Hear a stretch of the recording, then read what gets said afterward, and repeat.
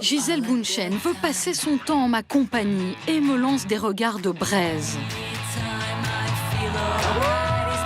Des foules déchaînées veulent s'arracher mes vêtements. Et David Beckham me court après en petite tenue dans la rue. Je suis H&M. 2 initiales rouge vif pour Hennes & Mauritz.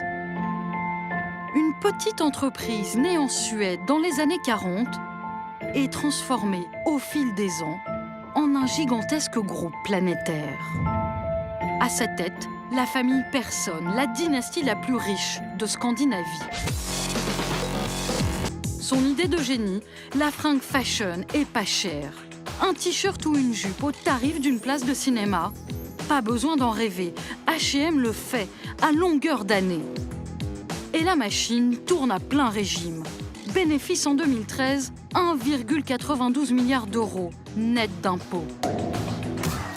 Bienvenue dans le monde merveilleux du 2e vendeur de vêtements de la planète. Car le petit truc en plus d'H&M, c'est de réconcilier le capitalisme et la morale, un rêve éthique. Assumer nos responsabilités représente un aspect très important dans ce que nous offrons à nos clients. De l'Asie à l'Afrique, en passant par l'Europe, nous avons enquêté durant 6 mois sur cette entreprise qui revendique d'être exemplaire. Un tour du monde à l'envers d'H&M qui nous a fait découvrir une réalité bien différente. Des salariés totalement désenchantés. On a détourné ces lettres. À un moment donné, c'était devenu haine et mensonge. Des petites mains en grande précarité. C'est dangereux. J'ai peur de finir complètement broyée sous les décombres. D'astucieux mécanismes financiers pour échapper aux impôts. Donc H&M n'a jamais payé d'impôts sur les sociétés au Bangladesh. Pas seulement au Bangladesh, mais dans aucun des pays où nous nous fournissons. Le tout dans une culture du secret féroce. Baissez votre caméra. Vous la baissez et vous l'éteignez. Enquête sur les dessous d'une multinationale qui nous vend la mondialisation heureuse.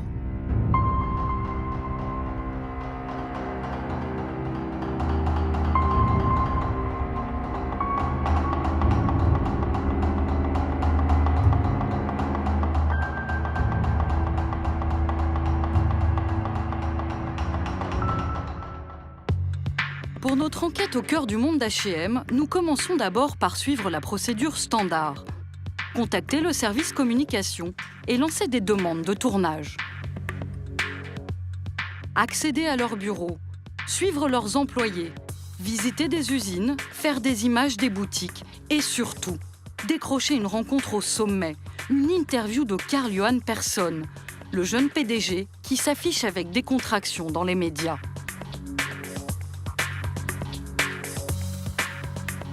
La réponse arrive quelques jours plus tard.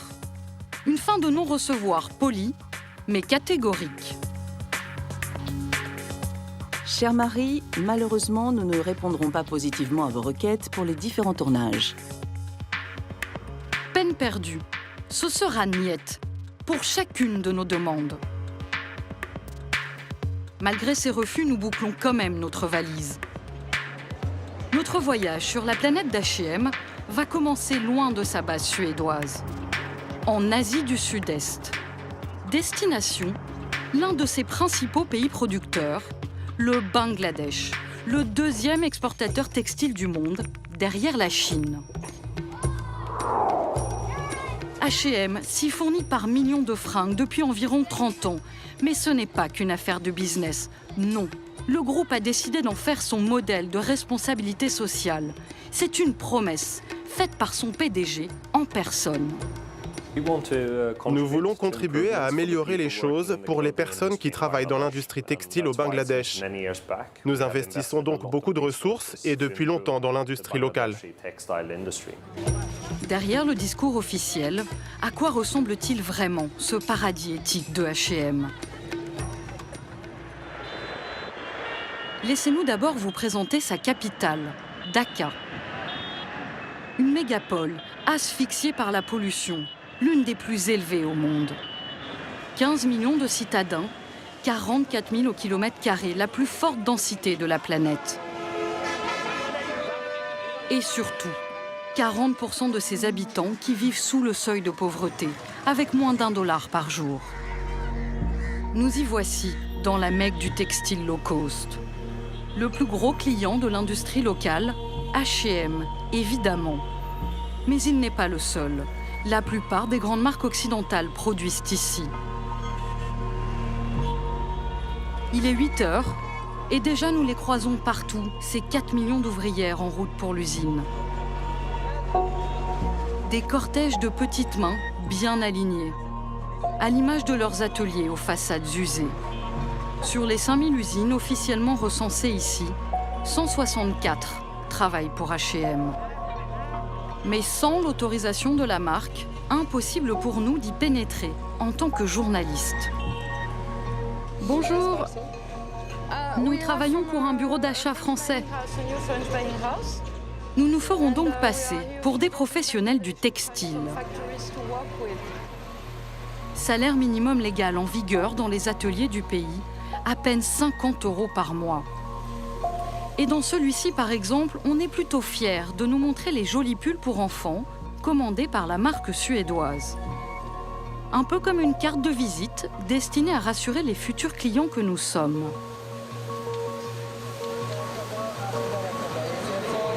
Nous répartissons nos machines en fonction de nos différents clients. Par exemple, nous pouvons vous réserver 50 machines et nous en attribuerons 600 à H&M.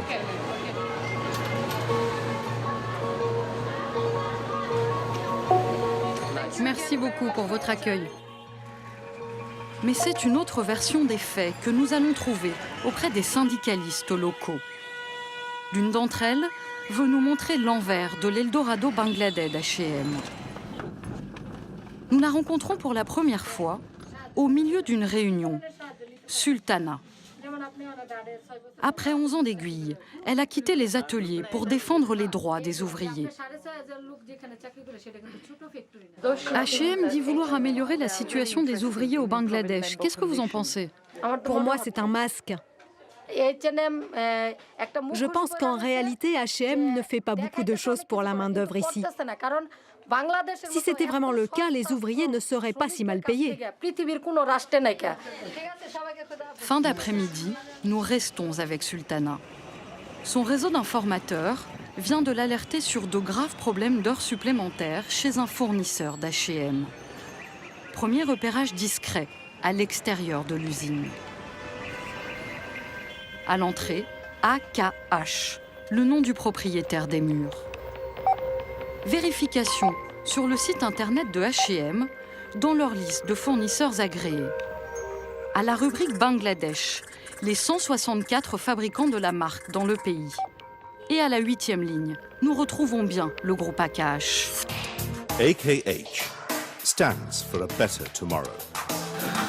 AKH, l'entreprise qui se bat pour des lendemains meilleurs, comme le clame son clip commercial. Le partenaire de nombreuses grandes marques européennes comme H&M. Dans ses ateliers, 14 000 employés disciplinés en beaux uniformes colorés et des horaires soigneusement contrôlés par des pointeuses électroniques dernier cri.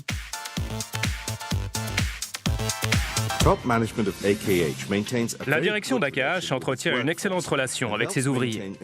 Elle fait en sorte qu'ils se sentent à l'usine comme dans leur deuxième maison. Mais c'est bien ici que l'on imposerait des cadences infernales aux ouvriers. Pourtant, dans sa charte éthique, les promesses d'H&M sont très claires. Des semaines de 6 jours, 48 heures de travail. Quant aux heures supplémentaires, elles ne doivent jamais excéder le nombre autorisé par la loi du pays concerné.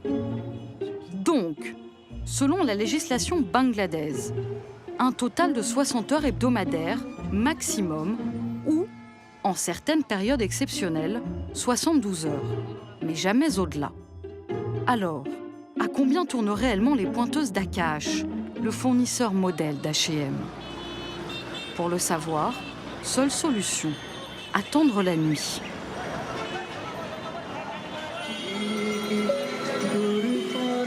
« 20 heures. Par milliers, les habitants de Dakar rentrent chez eux. Pas tous. Nous sommes en route avec Sultana, la syndicaliste, pour rencontrer ces informateurs auxquels AKH imposerait des heures supplémentaires illégales. Juste avant 22 h, nous passons devant l'entrée de l'usine. Les premiers ouvriers quittent à peine les lieux, par vagues successives. Sultana nous demande d'aller nous garer 600 mètres plus loin, pour des raisons de sécurité.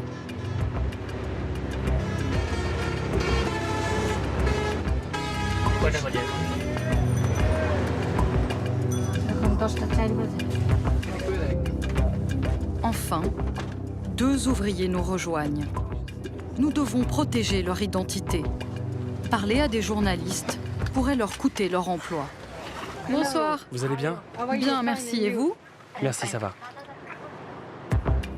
Sur son téléphone, l'un d'entre eux nous montre des photos des habits sur lesquels il travaille en ce moment. Ce sont des t-shirts, une grosse commande pour H&M.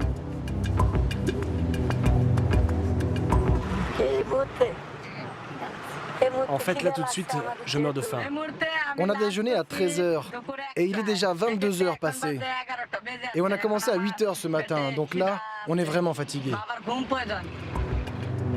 8 h, 22 h, 6 jours par semaine, parfois 7, selon ces ouvriers. 80 heures hebdomadaires minimum, bien au-delà des promesses d'H&M. Et pour tenir les délais de commande imposés par le géant suédois, il arrive parfois que ces ouvriers soient obligés de pousser encore plus loin. Nous ne terminons jamais avant 22 h. Ça, c'est le minimum. Après, quand il y a des grosses commandes ou lorsqu'on s'approche des dates de livraison, on peut travailler jusqu'à 1 h du matin, 3 h ou 5 h, ou même parfois jusqu'à 7 h du matin. Et dans ces cas-là, notre usine ne nous donne quasiment rien à manger. On nous donne juste une banane et une tranche de pain, mais rien de plus. Quand on finit à l'aube, on doit quand même revenir juste après à 8 h pour une nouvelle journée. Nos yeux nous brûlent, nous sommes affamés. Tout ça, ça nous pose quand même beaucoup de problèmes. Mais vous êtes libre de refuser de faire ces heures supplémentaires? Non, on nous fait travailler de force. Si on s'arrange pour sortir de l'usine et éviter les heures supplémentaires, le lendemain, nos chefs nous maltraitent. Par exemple, ils nous forcent à rester debout dans leur bureau pendant des heures. Nous leur aurions bien posé plus de questions. Mais avec de tels horaires, ils nous expliquent que chaque minute de sommeil est capitale. Alors que nous les raccompagnons dans le bidonville où ils habitent, ils nous confient les répercussions dramatiques de ce travail de forçat sur leur vie de famille. Quand je pars le matin, mes enfants dorment encore. Et quand je rentre, ils sont déjà couchés. Je n'ai pas le temps de les voir. On n'a même pas suffisamment de temps pour faire les courses de la vie quotidienne. Ces graves manquements à leurs promesses éthiques sont sans doute ce qui va finalement nous permettre de forcer la porte d'H&M. Après avoir refusé à plusieurs reprises toutes nos demandes de tournage, la multinationale fait une volte-face de dernière minute devant la portée de nos découvertes. Rendez-vous à 6700 km de Dakar pour une interview inespérée. À Stockholm, la patrie du géant suédois. Centre de la ville. Vous suivez les panneaux rouges et vous levez la tête.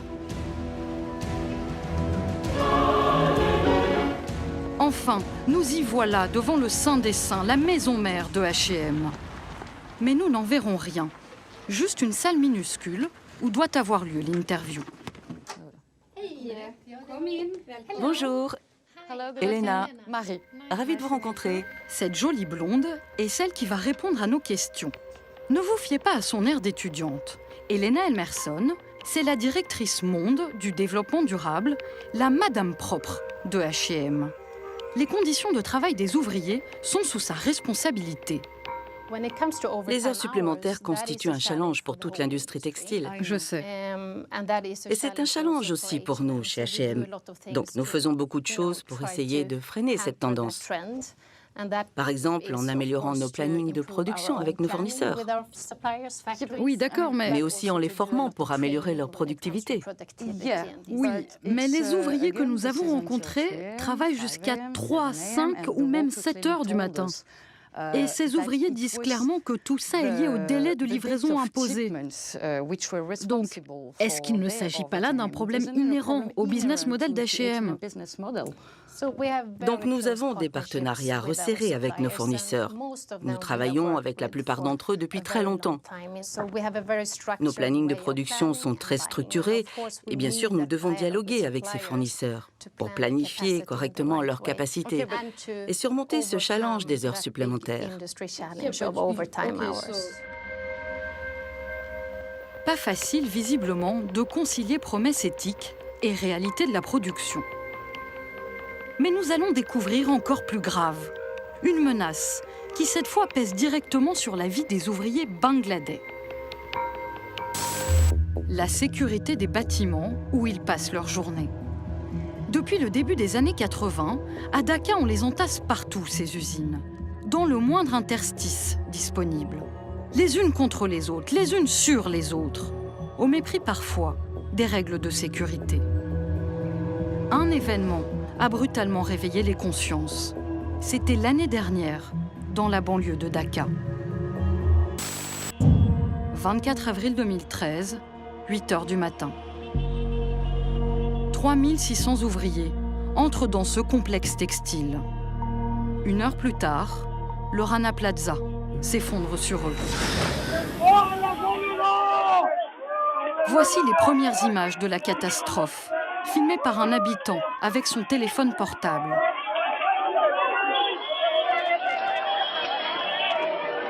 Durant un mois, secouristes et anonymes fouillent sans relâche les décombres de l'usine pour extraire les survivants. Puis ensuite, ce ne seront plus que des corps, par centaines. 1135 précisément, le pire désastre industriel de l'histoire du Bangladesh. Une trentaine de marques occidentales impliquées, mais aucune preuve avérée à ce jour de la présence d'H&M. L'hécatombe du Rana Plaza dévoile toutes les failles de l'industrie textile locale. L'enquête révèle ainsi que l'immeuble a été construit puis surélevé sans autorisation ni respect des normes. Plus grave encore, il a été érigé en partie sur un terrain instable, un étang. Sur cette image de 2010, on l'aperçoit parfaitement à côté du bâtiment, cette grande tache verte.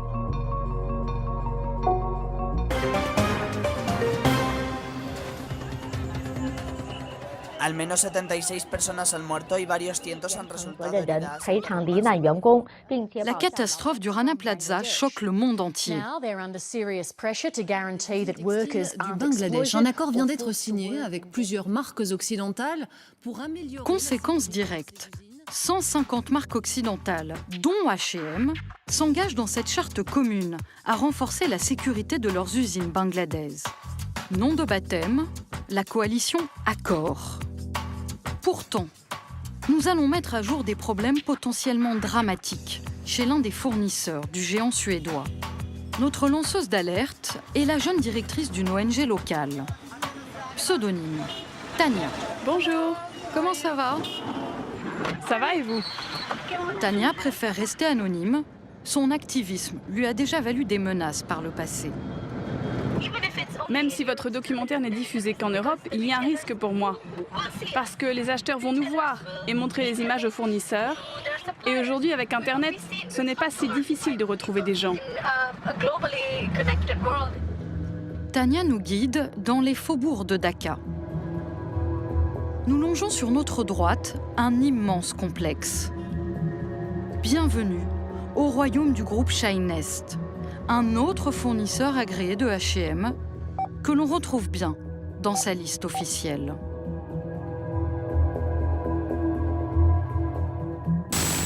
Sur le papier, l'usine est parfaitement sûre. C'est la conclusion de ce document confidentiel daté de mars 2014. Il s'agit d'un rapport d'audit commandé par le groupe Shinest afin de faire certifier son usine. Il précise que le bâtiment a été dessiné par un spécialiste, un architecte, dont le nom est écrit ici, Monsieur Akhteruzzaman. Numéro professionnel CA 003. Photo des tampons à l'appui. Le rapport indique que le bâtiment a aussi été approuvé par l'autorité locale en charge des permis de construire, le RAJOUC. C'est le type de certification qu'H&M exige pour travailler avec les fournisseurs. Pourtant, c'est bien cette usine accréditée qui pourrait poser un problème de sécurité. Vu du ciel, on y découvre un étang juste au bord, comme dans le cas du Rana Plaza. Au début des années 2000, avant l'installation de l'usine, voici à quoi ressemblait le terrain, une zone marécageuse. C'est là que Shinest a construit puis agrandi son usine au fil des années. Nous nous en approchons pour inspecter les abords.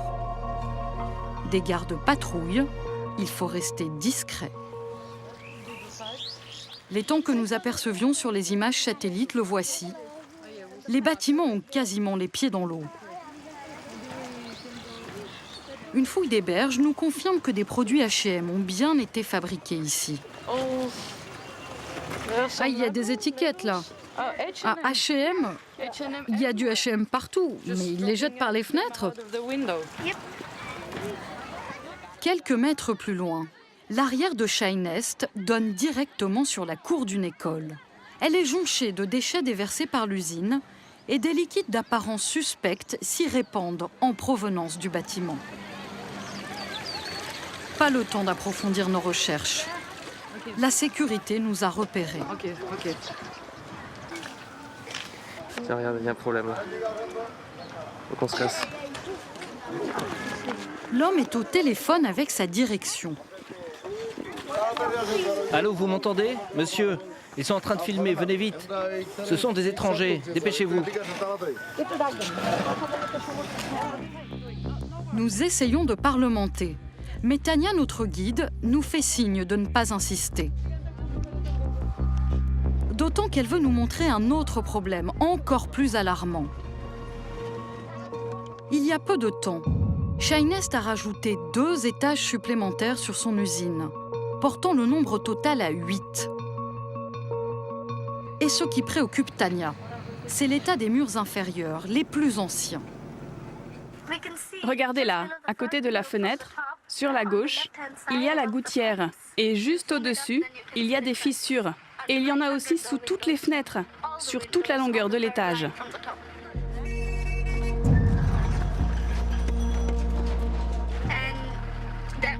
Et il y a d'autres fissures, plus grandes.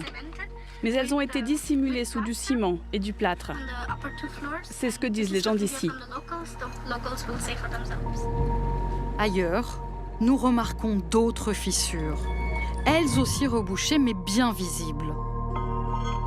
Certaines d'entre elles s'étendent même sur plusieurs mètres de long. Les ouvriers de cette usine disent qu'ils ont peur qu'il arrive ici la même chose qu'au Rana Plaza. Dans un des bidonvilles du quartier, 2 de ces ouvriers inquiets ont accepté de nous parler. 2 femmes. Visage masqué, évidemment. Plus besoin de vous expliquer pourquoi. Au début, il n'y avait que 4 étages, puis 5, et puis maintenant nous sommes passés à 8. Mais nous, on n'a aucune garantie sur les fondations. Moi, par exemple, si vous me faites avaler 1 kilo de riz, ça va, mais 2, est-ce que je vais pouvoir les digérer?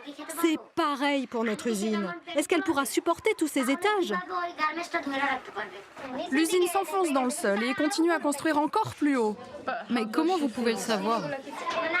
On vit ici depuis des années, donc on sait. Même en regardant l'usine à l'œil nu, on est capable de comprendre ce qui se passe. Et puis il y a ces fissures qui sont apparues et qu'ils ont colmatées avec de la peinture. J'ai vraiment très peur. C'est très dangereux. J'ai peur de finir complètement broyée sous les décombres. Ouvrières effrayées, murs fissurés, terrain marécageux. À force, Il en aligne des problèmes, ce fournisseur officiel d'H&M. Nous allons demander des comptes aux autorités concernées, au siège de l'administration publique ayant approuvé la construction de l'usine Shinest, le Rajouk. Direction, le service contrôle du développement, celui qui a normalement délivré l'autorisation et inspecté la structure du bâtiment.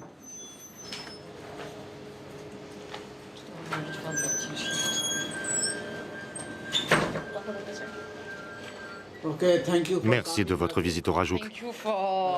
Mon nom est Golam Mostafa. Je suis l'un des directeurs du Rajouk. Très honnêtement, à cet instant-là, nous y croyons vraiment à la bonne volonté de Monsieur Mostafa. En fait, jusqu'à notre première question.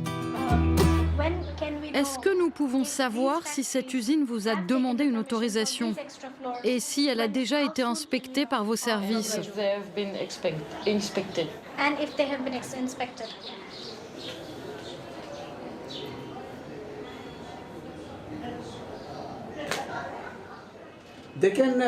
Vous pouvez contacter les autorités concernées pour l'autorisation. Mais ce n'est pas vous l'autorité concernée? Non, je veux dire, vous pouvez demander au propriétaire de l'usine. Oui, oui, d'accord. Mais ils peuvent nous dire n'importe quoi. Vous comprenez que nous, ce qui nous intéresse, c'est d'avoir la version de votre administration. Parce que c'est vous les responsables. Vous êtes les plus légitimes pour nous donner cette information. Bon, quand Monsieur Mostafa a disparu derrière sa pile de dossiers, là, on a bien compris que l'on n'obtiendrait jamais notre information. Alors, pour savoir si le bâtiment est sûr, il nous reste une piste à explorer dans le rapport de certification de l'usine. L'architecte dont le nom, Monsieur Akhteruzzaman, et le numéro professionnel, CA003, sont donnés ici. Nous cherchons à le contacter. Problème, ce nom exact n'existe pas dans l'annuaire professionnel de l'Institut des architectes bangladais. Son numéro d'identification, CA003, nous mène, lui, à quelqu'un d'autre. Un certain Nobir Ahmed, que nous retrouvons très loin de Dhaka, à Los Angeles. Très étonné, ce Nobir Ahmed nous répond via Facebook qu'il a bien été architecte au Bangladesh, mais qu'il a quitté le pays depuis 16 ans et n'a jamais travaillé sur l'usine Shinest. Il ajoute également ceci. Je crains qu'il y ait eu malversation dans la procédure d'autorisation. Toutefois, mes premières années de pratique m'ont appris que l'argent peut manipuler n'importe quel document dans notre pays. Visiblement, cet audit contiendrait de fausses informations. Contacté, le cabinet l'ayant réalisé nous renvoie vers la direction de Shinest, qui refuse, elle, de nous livrer la moindre information. À Stockholm, le jour où nous la rencontrons, la directrice développement durable d'H&M est déjà au courant de nos découvertes, que nous avions communiquées en amont à son service communication. Pourtant, elle va refuser de regarder le rapport d'audit erroné. Aucun intérêt non plus pour les images des fissures, les témoignages des ouvrières et même le terrain marécageux sur lequel est construite l'usine. Sa réponse est déjà toute préparée. On verra ça plus tard. Mais vous devez voir ça pour comprendre nos questions.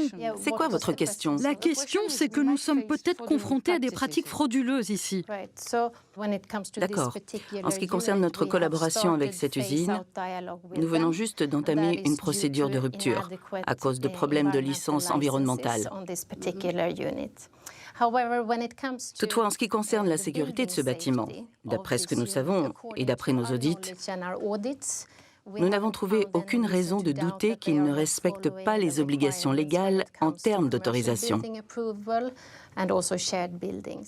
D'accord, mais avez-vous... Bien sûr, nous prenons vos découvertes très au sérieux et nous les transmettrons à la coalition Accor, dans laquelle les marques, les ONG et les syndicats travaillent ensemble pour améliorer la sécurité. En attendant, est-ce que vous pouvez garantir aux ouvriers que l'usine est sûre? Donc, toutes les usines de nos fournisseurs au Bangladesh seront inspectées par des professionnels d'ici fin 2014. Les ouvriers d'H&M au Bangladesh devront donc attendre fin 2014 pour être sûrs qu'ils ne courent aucun danger. De quoi nourrir un peu plus la révolte qui gronde parmi eux ces dernières années. Conditions de travail, salaire, les petites mains jusqu'alors dociles osent manifester. En face, les autorités répriment avec violence leurs revendications. En septembre 2012, la situation est si tendue que le PDG d'H&M en personne se rend à Dhaka pour calmer le jeu. Assumer nos responsabilités représente un aspect très important dans ce que nous offrons à nos clients. Et en ce qui concerne les demandes des ouvriers, notre position est très claire. Nous soutenons leurs revendications pour de meilleurs salaires. Lors d'un entretien soigneusement médiatisé, Karl-Johan Persson enjoint directement la première ministre bangladaise d'augmenter le salaire minimum légal. En réalité, à cet instant précis, alors qu'il pose en défenseur de la veuve et de l'ouvrier pour la photo officielle, dans le plus grand secret, à 6000 km de là, ses équipes sont en train de finaliser un plan B. Délocaliser une partie de la production en Afrique noire. En Éthiopie, où la main-d'œuvre est encore moins chère qu'au Bangladesh.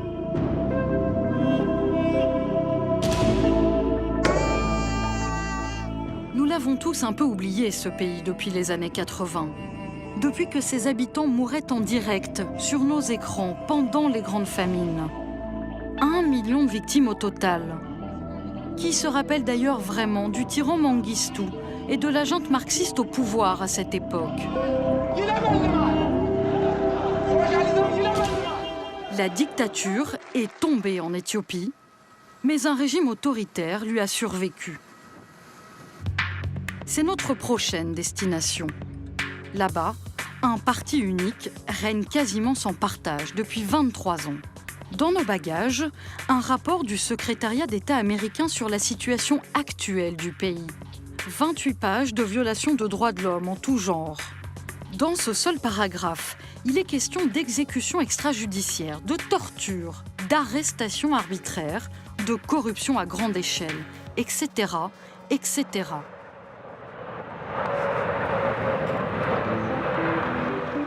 À 2400 mètres d'altitude, voici Addis Abeba, la capitale de l'Éthiopie. Tourner des images ici, c'est un peu comme réaliser un documentaire sur H&M. C'est compliqué. Nous avons bien une lettre d'accréditation officielle, mais elle restreint drastiquement notre liberté de mouvement.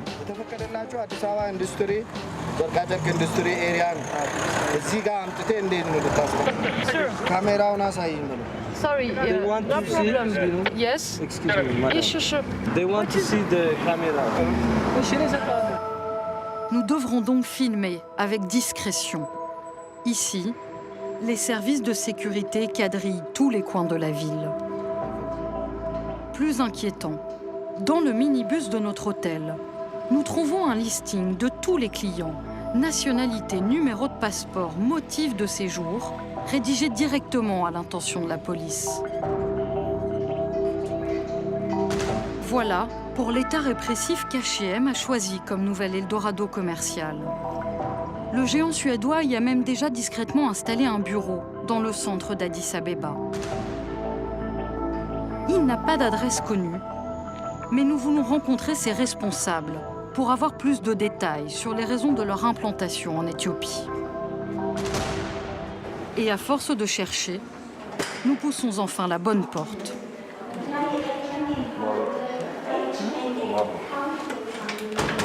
Bonjour, mon nom est Marie Maurice.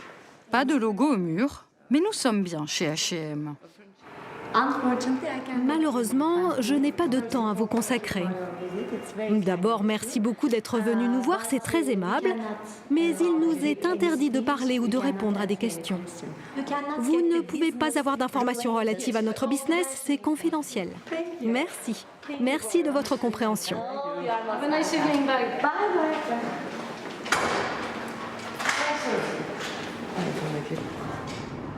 H&M serait-il un peu mal à l'aise à l'idée de s'afficher en Éthiopie?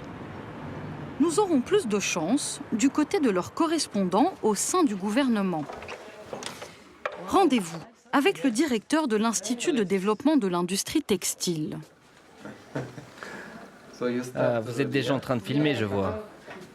Ce fonctionnaire connaît très bien les gens d'H&M. Nous travaillons en équipe, vous savez. Nous sommes en contact quotidien. Derrière l'implantation éthiopienne du géant suédois, un argument notamment aurait tout fait basculer. Le coût de notre main-d'œuvre. C'est l'un des moins élevés au monde.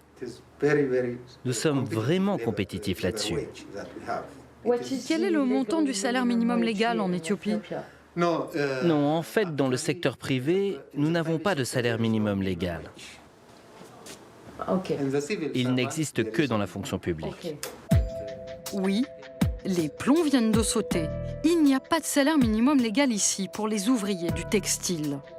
D'après nos informations, les petites mains éthiopiennes d'H&M ne gagneraient qu'entre 36 et 50 euros par mois. Nettement meilleur marché que l'habituel terrain de jeu asiatique de la marque. Mais nous avons découvert que dans cette quête effrénée du meilleur prix, ce n'est pas le sort des ouvriers qui pose problème, ce seraient plutôt leurs patrons eux-mêmes. En Éthiopie, H&M a sélectionné 2 fournisseurs principaux.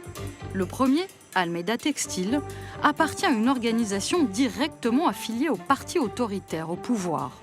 L'autre est installé dans le nord du pays. H&M y est implanté depuis fin 2012. Maha Garment. Impossible de visiter l'usine, mais nous avons pu récupérer son film institutionnel.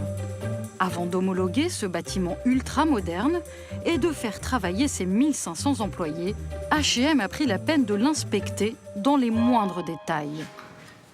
Son directeur, que nous rencontrons à Addis Abeba, a donc été soumis à rude épreuve par le géant suédois. Ils ont tout audité. L'usine, l'impact sur l'environnement, le management, tout. Et après 1 an de contrôle, enfin ils ont commencé à travailler avec nous. Pourtant, H&M a visiblement omis un petit détail, le plus important. Là-haut, sur la bibliothèque, le propriétaire de l'usine Maha Garment, le cheikh Mohamed Alamoudi. Vous ne le connaissez sans doute pas. Le voici, honoré en 2011 par la télévision d'État éthiopienne. Un homme qui n'a jamais cessé d'exprimer son amour pour son pays. Mesdames et messieurs, veuillez accueillir le cheikh Mohamed Hussein Ali Alamoudi. Alamoudi, la 61e fortune mondiale. Fils prodigue d'Éthiopie, il a bâti un gigantesque empire commercial avec le soutien de ses amis du parti au pouvoir. Textile, BTP, banque, mine, agriculture. En 20 ans, le businessman a fait main basse sur toutes les entreprises les plus rentables d'Éthiopie.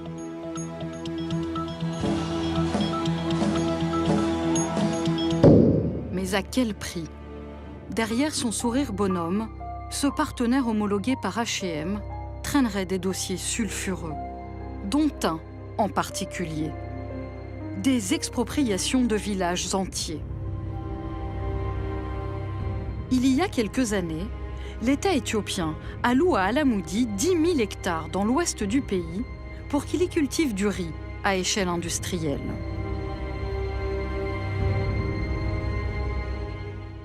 Dès 2011, plusieurs associations dénoncent publiquement des expulsions forcées de villages situés sur les terres d'Alamoudi. Selon l'ONG Human Rights Watch, elles se seraient accompagnées de violations de droits de l'homme à grande échelle. L'Institut Auckland parle, lui, de dégâts environnementaux majeurs, dont des parties de forêt entièrement rasées pour la production de riz. Nous avions prévu d'aller dans cette région de l'Ouest, le Gambela, pour rencontrer les villageois déplacés. Beyond the mountains in the far west of Ethiopia is one of the country's lesser-known treasures. Mais du Gambela, vous ne verrez que ces images promotionnelles du parc national. Car 1 heure avant de décoller, l'ambassade d'Éthiopie depuis Paris nous interdit formellement de nous y rendre.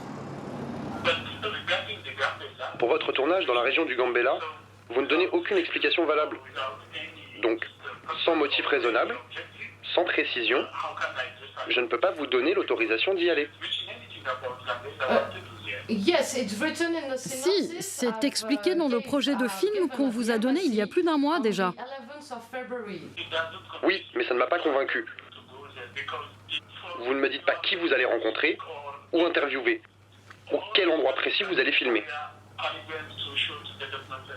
Et ça pose un problème? Oui. Vous savez, je commence à croire qu'en fait, vous ne voulez simplement pas qu'on aille dans le Gambela. Pardon? Non mais ce n'est pas mon problème, c'est le vôtre. À Addis Abeba, la capitale où nous sommes consignés, nous parvenons tout de même à trouver des gens du Gambela prêts à témoigner. 2 jours plus tard, l'un d'entre eux est dans notre chambre d'hôtel. Il est le porte-parole des villageois expulsés, un natif du Gambela dont nous devons protéger l'identité, car les accusations qu'il va porter sur Alamoudi pourraient lui coûter la vie. Cet homme n'est pas digne de confiance. Il n'aide pas les gens. Il joue avec leur vie. Il détruit et il tue. Alamoudi a détruit beaucoup de choses chez nous. Une zone naturelle qui abritait de la faune sauvage, mais aussi la forêt, qui est notre vie, notre nourriture, notre médecine. Les villageois ont refusé de partir. Mais les hommes d'Alamoudi revenaient sans cesse pour essayer de les convaincre, avec des soldats en armes pour les effrayer. Dans un village, les habitants ont refusé de céder aux menaces des hommes d'Alamoudi. La sanction serait venue en plein jour. Des militaires en provenance de la ferme d'Alamoudi sont arrivés dans le village. C'était en pleine journée et il y avait des habitants assis dehors. Ils ont tué 5 personnes. Un instituteur a été tué, un étudiant et 3 résistants.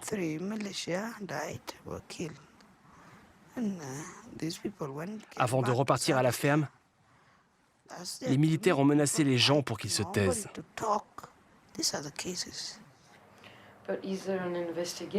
Est-ce qu'il y a eu une enquête menée sur cette attaque? Mais qui va faire ça? Qui va faire une enquête? Personne n'osera mener cette enquête dans notre pays. Pourtant, enquête il y a bien eu. Celle qu'H&M avait menée sur l'usine du cheikh Alamoudi avant de donner son feu vert à leur collaboration. Ils ont dû zapper la rubrique droits de l'homme. Ah, un dernier petit détail sur le cheikh. Devinez donc dans quel pays d'Europe il a bâti une partie de son immense fortune. En Suède, au royaume de H&M. Cela valait bien une petite question à Helena Elmerson, la madame propre de la multinationale. Selon l'ONG Human Rights Watch, que vous connaissez, j'imagine. Oui, bien sûr. Il y a des problèmes très inquiétants d'accaparement de terres et de violation de droits de l'homme liés à une entreprise d'Alamoudi dans l'ouest de l'Éthiopie. Pensez-vous que le cheikh Alamoudi soit un partenaire responsable pour une entreprise comme H&M? Travailler en Éthiopie représente différents risques. Je pense que nous ferons du bien au pays, car nous avons des exigences très strictes et que nous mettons en place un certain nombre d'initiatives. Je suis désolée, mais vous ne répondez pas à ma question. En ce qui concerne cette personne-là, merci beaucoup pour vos informations que nous approfondirons. Mais en ce qui concerne notre relation commerciale avec elle, nous ne travaillons qu'avec son usine. Et dans nos audits, nous n'avons rien trouvé qui nous dise que cette usine ne peut pas être à la hauteur de nos standards. Le standard du monde, selon H&M, ce serait donc cela. Une usine aux normes, entourée de 4 murs. Mais le regard ne porte jamais au-delà. Avant de clore notre enquête, nous allons vous révéler la facette la moins connue de la planète H&M. Un mécanisme taillé sur mesure pour gagner encore plus d'argent, en rapatriant le maximum à la maison, en Suède. Et ça commence dès la fabrication des habits. Par exemple, au Bangladesh. Quartier de Gulshan.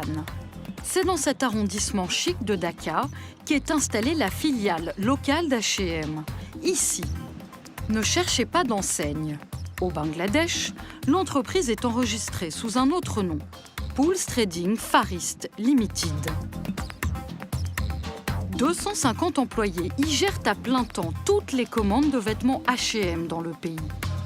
Estimation des transactions annuelles, plus d'1 milliard d'euros.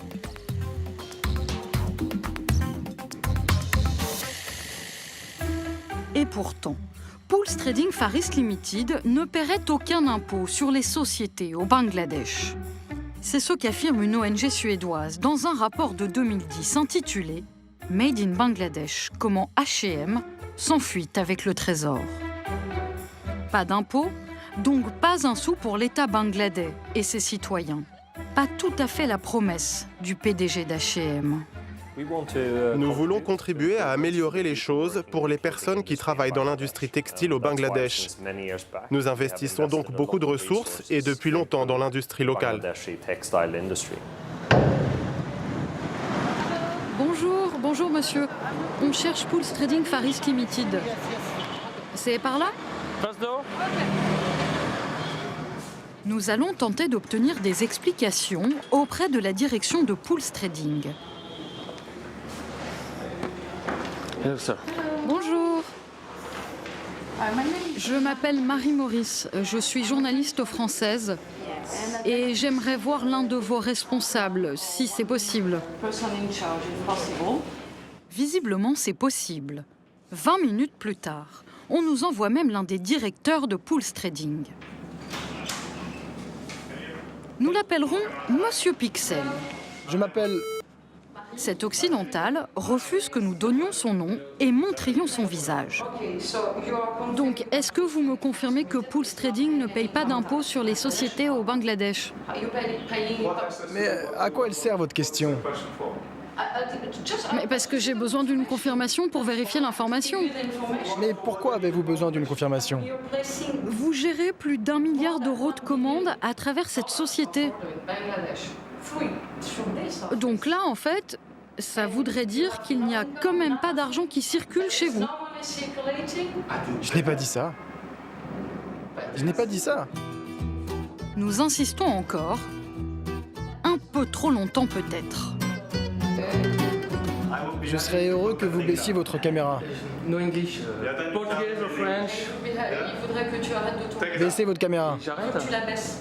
Vous la baissez et vous l'éteignez. Après 10 minutes, nous sommes poliment éconduits. Puisque Pools Trading refuse de nous répondre, nous allons abattre notre deuxième carte. Une entrevue à l'intérieur même de ce bâtiment, celui du Trésor public bangladais. Un contact local nous a arrangé un rendez-vous avec une source, un agent du fisc. Nous filmons discrètement.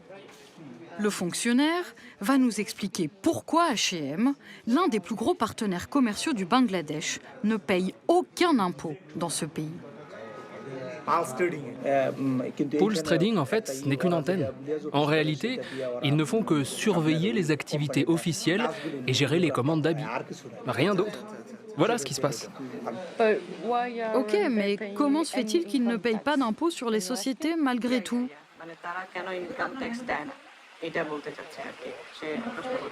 Mais parce qu'ils ne font pas de commerce ici directement. En fait, ils ne payent pas d'impôt sur les sociétés parce qu'ils ne font pas de bénéfices ici. C'est clair. Petite explication. H&M Bangladesh, Pools Trading Far East Limited, est une filiale qui a en fait 2 rôles. 1, elle audite les usines.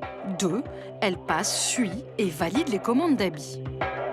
Mais ce n'est pas elle qui paye les usines une fois que les habits sont expédiés. La société qui s'en charge se trouve très loin, en Suède. H&M GBC. C'est elle qui signe le chèque et l'envoie aux fournisseurs du Bangladesh. Puis c'est elle qui revend les habits du Bangladesh aux boutiques, par exemple en France. C'est donc elle qui réalise le chiffre d'affaires, paye des impôts et récupère les bénéfices. En Suède. Voilà comment H&M Bangladesh, Pulse Trading Far East Limited, ne fait pas de commerce et ne gagne pas d'argent. Zéro bénéfice, zéro impôt. Un montage astucieux mais légal, l'arme habituelle des grandes multinationales. Le commerce sans redistribution de bénéfices, pas très éthique. En tout cas pour ce haut responsable du fisc bangladais. H&M est le plus gros acheteur d'habits au Bangladesh. Et pourtant, il ne paye aucun impôt ici. Est-ce que quelqu'un comme vous, quelqu'un dans votre position, ça vous énerve? Ah oui, moi ça m'énerve. Moi je pense que cette antenne devrait avoir à payer des taxes chez nous. Parce que malgré tout, elle fait du business grâce à son activité, ici. Le message est clair, et nous allons bien sûr le transmettre là-haut, à Stockholm. Cette fois-ci, notre interlocuteur est le fiscaliste en chef d'H&M. Il gère donc le montage qui énerve tant le responsable du fisc bangladais. H&M ne viole aucune règle au Bangladesh, ni... Je n'ai pas dit ça. Je ne connais pas ce monsieur. Je ne sais pas d'où vient ce témoignage. Il vient de l'administration fiscale bangladaise. Et si cette administration a un problème par rapport à ça, il y a des voies officielles pour s'y opposer. Avec tout mon respect, en tant qu'administrateur fiscal d'H&M, je n'ai jamais reçu aucune lettre de cette administration, ni d'aucune autre organisation internationale sur le fait de payer des impôts dans ce pays. Donc là, en fait, vous êtes en train de me dire qu'H&M n'a jamais payé d'impôts sur les sociétés depuis près de 30 ans au Bangladesh. Pas seulement au Bangladesh, mais dans aucun des pays où nous nous fournissons et où nous avons des antennes. Et il n'y a pas de transaction commerciale, donc pas de base pour payer des impôts. Voilà, c'est aussi simple que cela, le secret du système financier d'H&M. La stratégie du NOL, le zéro en suédois. Ou comment faire fabriquer plus de 99% de ses habits en dehors de Suède sans redistribuer une miette de bénéfices aux pays producteurs. Mais nous avons découvert que même là où elle gagne de l'argent, la multinationale s'arrange aussi pour payer moins d'impôts, dans les 53 pays où sont situés ses magasins. Pas besoin d'aller très loin. En France, il y a toujours un H&M au coin de la rue. Il y a encore quelques années, les ventes des boutiques H&M, c'était une belle enveloppe fiscale versée à l'État français. 30 millions d'euros d'impôts sur les sociétés. Jusqu'à un jour de 2007, où H&M aurait décidé que 30 millions, c'est trop. Pour payer moins d'impôts, une seule solution, que les magasins aient moins de revenus. Alors, en 2007, la multinationale adopte une nouvelle stratégie de fonctionnement, détaillée dans ce document interne ultra confidentiel que nous nous sommes procurés. Pour que les CSO, entendez les magasins, aient moins de revenus, H&M va tout simplement déplacer une partie de ses revenus au siège suédois, chez H&M GBC. Désormais, les magasins vont payer à GBC tout un tas de prestations. Les habits, mais aussi la logistique, la conception des collections, ou encore le marketing et la communication. Pour bien comprendre le mécanisme, imaginons un t-shirt H&M, vendu 10 € dans une boutique française. Avant 2007, voilà en gros ce qui se passait. La boutique dépensait 4 € pour acheter le t-shirt. Par conséquent, elle empochait les 6 € restants, son résultat imposable. C'est donc sur cette somme qu'elle payait des impôts. Depuis 2007, la boutique n'achète plus le t-shirt 4 €, mais 5 €. Mais en plus, elle paye également le stylisme du t-shirt, son acheminement, sa publicité, soit au total 8 € dépensés environ. Du coup, la boutique ne dégage plus qu'un tout petit résultat de 2 € et donc paye beaucoup moins d'impôts. Conséquence, aujourd'hui en France, H&M a réduit sa facture fiscale par 4, alors que son chiffre d'affaires a quasiment doublé. Manque à gagner estimé pour l'État français depuis 2007, 180 millions d'euros. Un dernier tour de passe-passe pour finir. H&M arrive même à nous faire subventionner, à nous contribuables européens, ses propres infrastructures. Pour le comprendre, il suffit de passer la frontière belge. Prochain arrêt, la province de Hainaut, en Wallonie. Voici l'entrepôt que nous avons contribué à financer. Il est gigantesque. Là, tout le terrain autour, c'est à vous? Tout est à nous ici, oui. Et on a 110 000 m² qui nous appartiennent encore ici et ici tout autour. Pour de futurs agrandissements? Oui. D'accord. Pour construire cet entrepôt, H&M a grappillé 6 millions d'euros à l'Union européenne via une aide réservée en priorité aux petites et moyennes entreprises. À cela, se sont ajoutés environ 10 millions offerts par la Belgique. Belle culbute pour le géant suédois. Au total, un quart de son budget travaux. Et puis, en Pologne aussi, il s'est fait signer un gros chèque par l'Europe. Autre entrepôt, autre cadeau. Cette fois-ci, 34 millions de zlotys, plus de 8 millions d'euros. Encore plus embarrassant, la construction de ces deux entrepôts, en partie grâce à des subventions publiques, a entraîné des suppressions d'emplois chez nous, en France. La casse sociale, c'est ici qu'elle a eu lieu, dans l'entrepôt H&M du Bourget, en Seine-Saint-Denis. En fin de journée, les salariés ne sont plus très nombreux à en sortir. Et pour cause, H&M en a renvoyé une centaine, le tiers de l'effectif, depuis qu'il a ouvert son entrepôt belge subventionné par l'Europe. Nous avons rendez-vous avec la déléguée syndicale du site et elle est en colère. Moi, il y a de la place pour tout le monde et c'est bien que tout le monde puisse travailler. Mais alors d'un côté, on crée de l'emploi, puis de l'autre côté, on en détruit. Alors je ne vois pas où est l'intérêt. H&M dit qu'elle est une entreprise extrêmement responsable vis-à-vis de ses salariés. Est-ce que vous, c'est quelque chose qui vous semble correct? Non, moi j'y crois pas, Ça reste des financiers qui veulent amasser de plus en plus. Il n'y a donc pas de mondialisation heureuse, made in H&M. Juste une belle vitrine éthiquement correcte pour faire rêver le consommateur et remplir les caisses de la multinationale. Mécanismes financiers, exploitation ouvrière, liaisons dangereuses. Combien d'autres frontières morales tomberont demain sur la planète du géant suédois? Quel prix sommes-nous vraiment prêts à payer pour cette énième fringue pas chère que nous achèterons chez lui le week-end prochain?